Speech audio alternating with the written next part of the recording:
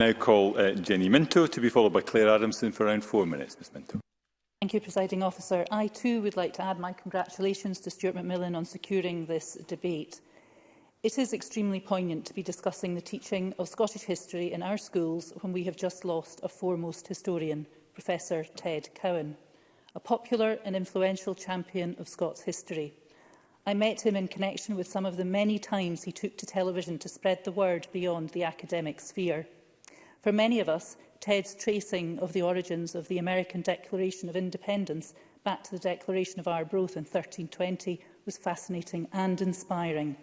It is fitting that we pay tribute to him in this debate about the importance of understanding Scotland's past in order to shape its present and future. Prior to being elected to serve Argyll and Bute, I managed the Museum of Islay Life, and I should declare an interest here as I remain a trustee. Stuart McMillan's motion emphasises the importance of such local museums in revealing the continuity of shared values and culture that our communities enjoy, that makes every community unique and special, which my colleague Siobhan Brown touched upon. So let me open the doors of the Museum of Islay Life and reveal some of its treasures, which are of Islay, but also give the wider links that Martin Whitfield raised in his contribution. First of all, there's a 12,000-year-old flint tool made shortly after the last ice age by Mesolithic hunters and gatherers. They were Islay's first inhabitants and just one of many waves of immigrants who have made Islay and Scotland what it is today. Then we come to the illicit still. Today we pay taxes on the whisky we make on Islay, but the island's vastly successful whisky industry has its roots in an ancient skill imported from Ireland and honed over centuries by entrepreneurs and innovators, a continuity of culture that has profound impact on Islay's economy. Today we export whisky, but sadly Islay once exported people. Poverty and clearance made sure of that. Emigrants flooded abroad, and those islanders that remained had kinfolk in Australia, New Zealand, Canada and America. And so we come to a century-old hand-sewn stars and stripes. Islay folk didn't just serve in World War I. That conflict came to Islay's shores in 1918 with the wreck of 2 troop ships and the loss of hundreds of young American soldiers and their British crews. The people of Islay behaved with great courage to rescue men from the sea. They gathered the bodies of the dead and buried them with respect. 4 local women sat up all night sewing a stars and stripes to honour the dead before the first mass funeral.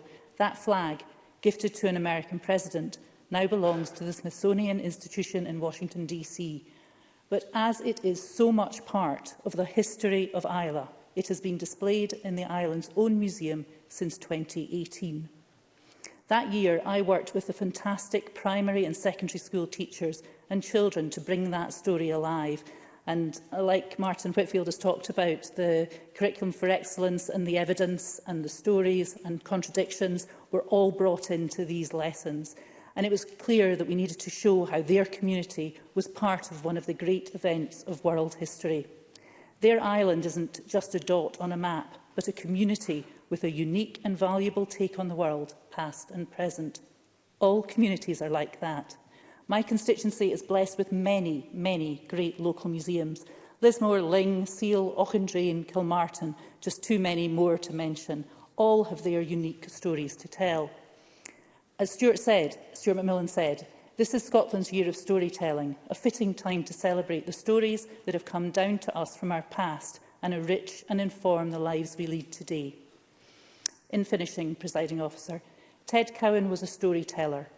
As a professor and teacher, he inspired generations of Scots historians, and as a writer and charismatic broadcaster, he informed and enthralled a much wider audience. There is still much that Ted Cowan would have wanted to be done, and this motion addresses that. Scottish history is certainly not all glorious and good, but it made us who we are, led us to where we are now, and guides us towards where we are heading. Thank you.